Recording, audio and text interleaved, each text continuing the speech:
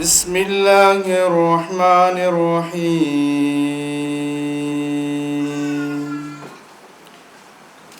يا أيها الذين آمنوا اتقوا الله وقولوا قولا سديدا. கலாபூசணம் அன்பு ஜவஹர்சா அவர்களுடைய கல்வி பயணம் மிக தூண்டது, மிக நீண்ட தூரத்தை உடையது. அதேபோல் கலை பயணம் அகன்று விரிந்த ஒரு பயணத்தை உடையது. அதற்குள்ளே இலக்கிய நயங்கள் விசாலமானது. சமூக பணிகள் இன மத மொழி பிரதேச வேறுபாடுகள் இல்லாமல் பரந்து செல்லுகின்ற ஒரு பயணப்பாதை. அந்த பயணப்பாதையிலே சந்திக்கின்ற அனைவருமே முசம் 75ற்குள் என்று உங்கள் கைகளிலே வரவிருக்கின்ற அந்த மலர். அனுராதபுரம் மாவட்டத்தின் முதுசம் அன்பு ஜவஹர்சா அவர்களுக்கான பாராட்டு விழா நிகழ்வுக்கு வருகை தந்திருக்கின்ற அனைவரையும் சம்பிரதாயபூர்வமாக வரவேற்பதில் மகிழ்ச்சி அடைகிறோம்.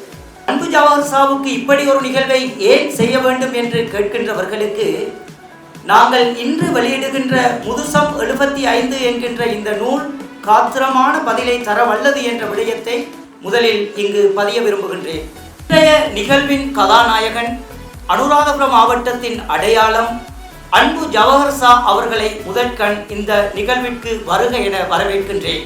இப்படியான ஒரு மனிதரை எங்களுக்கு அல்லாஹ் தஆலா எங்களுடைய மாவட்டத்திலே, எங்களுடைய சமூகத்திலே, எங்களுடைய வாழ்நாளிலே சந்திப்பதற்கு சந்தர்ப்பத்தை தந்திருக்கிறான் என்பதற்காக நாங்கள் எல்லோரும் அல்லாஹ்வுக்கு அல்ஹம்துலில்லாஹ் என்று எங்களுடைய அடி மனதில் இருந்து சொல்லி இந்த நிகழ்ச்சியை ஆரம்பிப்போம். அன்பு ஜவஹர்சா என்ற ஒரு நபர் அல்ல, இன்று நாங்கள் அன்பு ஜவஹர்சா என்ற ஒரு பாரம்பரியத்தை கொண்டாடுகிறோம். அதைத்தான் இங்கு 75வது அவை முதுஷம் என்று பெயர் வைத்திருக்கிறார். எனவே அன்பு ஜவஹர்சா என்று சொல்லக்கூடிய இந்த மனிதருடைய இந்த 75 வருடங்கள் என்பது 3 தலைமுறைகளை குறைந்தது தொட்டு செல்கின்றன. எங்களுடைய அன்புக்குரிய ஆசிரியர், மதிப்புக்குரிய ஆசான் அன்பு ஜவஹர்சா அவர்களுடைய குடும்பம் ஒரு முன்மாதிரியான குடும்பம். அவருடைய தாயார் ஒரு உயர்ந்த நிமிர்ந்த ஒரு பெண்மணி, தைரியமான ஒரு பெண்மணி, கண்ணீர் என்ற குரல் இருக்கும். அன்பு ஜவஹர்சா என்ற கதையை படிக்கின்ற போது எங்களுக்கு வர வேண்டிய ஒரு விஷயம்தான், ஒரு இன்ஸ்பிரேஷன் வர வேண்டும். இப்படியான குடும்பங்களை நாங்கள் உருவாக்க வேண்டும். வாசிக்கின்ற குடும்பம், வாசிப்பை விரும்புகின்ற குடும்பம், அறிவை நேசிக்கின்ற குடும்பம், அறிஞர்களை விரும்புகின்ற குடும்பம். ஜவஹர்சா அவர்களிடம் நான் 2 வகையான லீடர்ஷிப் பார்க்கிறேன். ஒன்று டிரான்ஸ்ஃபார்மேஷனல் லீடர், அதாவது தன்னுடைய விஷனை மற்றவர்களுக்கும் கொடுத்து தன்னுடைய தூர நோக்கை, சமூக மாற்றம் பற்றிய தூர நோக்கை கல்வியினூடாக செய்ய வேண்டும் என்ற தன்னுடைய இலட்சியத்தை மற்றவர்களுக்கும் நகர்த்துவதனூடாக அந்த உறவை வளர்த்து கொண்டு அவர்களை தன்னோடு கட்டி இழுத்து கொண்டு போகின்ற தன்மை அவர்களிடம் இருக்கிறது. எனவே நவீன மேனேஜ்மெண்ட்ல லீடர்ஷிப் தியரிஸ்ல நாங்கள் அதை செர்வன்ட் லீடர்ஷிப்னு சொல்லுவோம். ஜவஹர்சா சார் அவர்களிடமும் அந்த நான் ஆரம்பத்தில் சொன்னது போல பொறுப்புகளை தன்னுடைய தோள்களில் சுமந்து கொண்டு யார் யார் எதை எதை செய்வார்கள் என்று விளங்கி அந்த அளவில் அவர்களுடைய பங்களிப்பை பெற்றுக்கொண்டு அந்த மொத்த வேலையும் கச்சிதமாக சிறப்பாக குறித்த காலத்துக்குள் செய்து முடிக்கின்ற அந்த தன்மை அவர்களுடைய அந்த செர்வன்ட் லீடர்ஷிப்பை அவர்களுக்கு வழங்குகிறது. அனைத்து புத்தகங்களும் கையில் வந்து சேர்ந்த போது நாங்கள் கொண்ட சந்தோஷம் அளப்பரியது. இந்த புத்தகத்துக்கு ஒரு தலைப்பினை வைக்க வேண்டும் என்று நாங்கள் ஒன்று சேர்ந்து பேசிய போது எங்களுக்கு அல்ஹம்துலில்லாஹ் அவர் வழங்கிய அந்த தலைப்பானது மிகவும் சந்தோஷத்தை ஏற்படுத்தியது. மிகவும் நளினமான முறையிலே, தம்பி இது இவ்வாறு இருந்தால் நன்றாக இருக்கும் என்று மிகவும் நளினமான முறையில் அவர் எங்களுக்கு சொல்லித் தந்தார். இந்த நிகழ்வின் மூலமாக எங்களுக்கு பல்வேறுபட்ட நோக்கங்கள் நிறைவேற்றப்பட்டிருக்கின்றது என்பதை கட்டாயம் சொல்லியாக வேண்டும். எங்களால் சமர்ப்பிக்கப்பட இருக்கின்ற அல்லது வெளியிடப்பட இருக்கின்ற இந்த புத்தகமானது நான் நினைக்கின்றேன் அந்த புத்தகத்தின் தாள்கள் மங்கும் வரை அல்லது அந்த தாள்களிலே எழுதப்பட்டிருக்கின்ற அந்த எழுத்துக்களினுடைய மை தேயும் வரை ஜவஹர்சா சாருடைய வரலாறு இந்த உலகத்தில் நிலைத்து நிற்கும் என்பதை நீங்கள் எல்லோரும் ஞாபகப்படுத்திக் கொள்வோம். சில விஷயங்களை கற்றுக்கொள்கிறார். உதாரணமாக புதிய கல்வி திட்டம், ஐஜிஎஸ் திட்டம் போன்ற விஷயங்களை கற்றுக்கொள்வது அந்த புதுக்கவிதையை மேலே கொண்டு வருவதற்கு ஒரு வானம்பாடி கவிஞராக திகழ்ந்த ஒருவர் தான் மூனா மேத்தா. அவர் இலங்கைக்கு வந்திருந்தார். அப்போ நாங்கள் கொழும்பில் அவரை சந்திக்கிறதுக்காக பார்க்குறதுக்காக நாங்கள்லாம் போயிருந்தோம். முதலாவது என்ன சொன்னார் என்றால், நான் அன்பு ஜவஹர்சாவுடன் பேச வேண்டும். அப்போ அதில் 2 விஷயம் இருக்குது.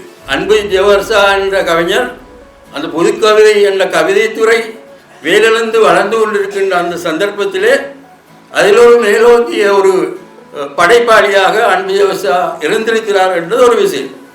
2வது, அந்த அன்பு ஜவஹர்சாவுக்கும் எனக்கும் இடையில தொடர்பு இருக்கிறது என்று தெரிந்த காரணத்தினால்தான் என்னோடு சொன்னார், அன்பு ஜவஹர்சாவோடு நான் பேச வேண்டும். அனுராதபுரத்துக்கு மட்டும் சொந்தமான ஒரு உற்சவம் அல்ல, முழு இலங்கை வாழ்கின்ற மக்களுக்குமே ஒரு சொந்தமான உற்சவம் என்று தான் கூற வேண்டும். அவரால் பயன்பட்ட எத்தனையோ ஆசிரியர்கள், அதிபர்கள் இந்த மண்ணிலே, இலங்கை நாட்டிலே வாழ்ந்து கொண்டிருக்கின்றார்கள். ஒட்டுமொத்தமாக கூறப்போனால் இந்த விழாவை நடத்த வேண்டிய பாரிய ஒரு பொறுப்பும் கடமைப்பாடும் இலங்கையிலே வாழ்கின்ற ஆசிரியர் அதிபர் சமூகத்துக்கு உரியது. இது பாடசாலை நிர்வாகம் தொடர்பான நூலை நீங்கள் இந்த நூலுக்கு அணிந்துரை வழங்க வேண்டும் சார். சார் சொன்ன வார்த்தை, இந்த புத்தகத்துக்கு அணிந்துரை வழங்குவதற்கு நான் தகுதியா என்று நீங்கள் நினைத்தால் தம்பி, நான் உங்களுக்கு அணிந்துரை வழங்குகிறேன். என்னை விட நிறைய தகுதியானவர்கள் இருக்கலாம். அவர்களை நீங்கள் சென்று, கலாநிதிகள் இருக்கிறார்கள், பல்கலைக்கழக பேராசிரியர்கள் இருக்கிறார்கள், உங்களுக்கு தான் நிறைய பேர் தெரியுமே, நீங்கள் அவர்களிடம் சென்று இதுக்கு ஒரு அணிந்துரை எடுங்களேன். நான் சொன்னேன், சார் எனக்கு நீங்கள் தான் அணிந்துரை தரணும். அந்த புத்தகத்தை சரிபார்ப்பதற்கு எனக்கு சாரிடம் நான் ஒரு 2 கிழமை சாரிடம் இருந்து ரெஸ்பான்ஸும் வரணும். நான் மெசேஜ் பண்ணும்போது சார் சொன்னார், எந்தவித தொலைபேசி அழைப்புகளை பதிலளிக்காமல், சோசியல் மீடியா பக்கம் வராமல் எனது நூலை நான் சரிபார்த்து கொண்டிருக்கின்றேன். அவ்வாறான பெருந்தன்மையுடைய பெரிய அன்பு கொண்ட ஒரு மாமனிதரை நாங்கள் பார்க்கிறோம். எந்தவித பிரதி விவகாரமும் எதிர்பார்க்காத ஒரு இன்று அனுராதபுரம் சமூகம் உச்சமட்ட கௌரவத்தை எனக்கு தந்திருக்கின்றது. அதுக்கு நான் நன்றி தெரிவித்துக் கொள்கின்றேன். ஒரு பெரிய மனிதர் சொன்னார், ஜவஹர்சா கபூரில் இருக்கிறவரையும் நிம்மதியாக தூங்க விட மாட்டார் என்று. ஏனென்றால் அந்த மலரில் அந்த பாடசாலையின் ஸ்தாபகர் தொட்டு அன்று வரை இந்த பாடசாலைக்காக கஷ்டப்பட்டவர்களை தேடி கௌரவப்படுத்தியிருந்தேன். அந்த சொல், அந்த நடைமுறை இன்று வரை என் வாழ்க்கையில் தொடர்ந்து விட்டிருக்கிறது. எனது நண்பர்கள் களுத்துறையிலிருந்து, மூதூரிலிருந்து, புத்தளத்திலிருந்து, மின்வாங்குடியிலிருந்து, யாழ்ப்பாணத்திலிருந்து, மருதமுனையிலிருந்து, மட்டக்களப்பிலிருந்து, இப்படி எல்லா பிரதேசங்களிலிருந்து தேடி வந்து இந்த விழாவில் கலந்து கொண்டு மகிழ்ச்சி அடைகின்றார்கள். அனைவருக்கும் எனது நன்றி உரித்தாட்டும்.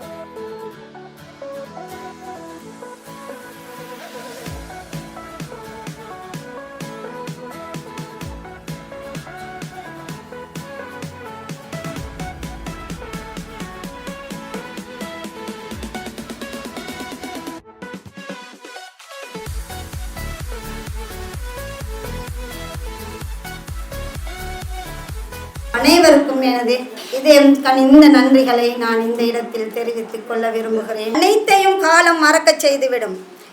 எனினும் எங்களுடைய ரலிவுதீன் சார் அடிக்கடி சொல்வது போல ஒரு மகா ஆவணமாக இந்த முதுசம் 75 நூல் நிலைத்து நிற்கும். அன்பையும் பேசும், அன்பு ஜவஹர்சா சாரையும் பேசும்.